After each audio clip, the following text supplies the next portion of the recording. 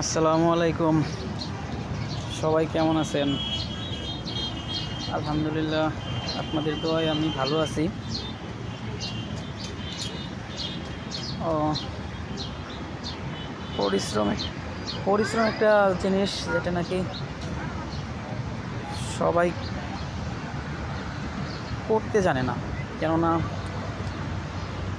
মনে করে যে ঘুরে ফিরে খাইলেই বাবার ধন সম্পত্তি আছে, এগুলা দিয়েই চলে যাবে। আসলে ভাই, নিজের যোগ্যতা নিজেকেই গড়ে তুলতে হয়। দেখেন হচ্ছে পরিশ্রম কেমন করতেছি। যেমন কালকে ভোর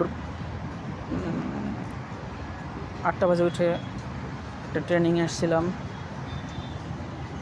এখান থেকে ওই ট্রেনিং থেকে 11টায় শেষ করে গিয়ে ডিউটি শেষ করছি হচ্ছে রাত 12:15 বাসায় যেতে যেতে ফ্রেশ হতে হতে একটা বেজে যায়।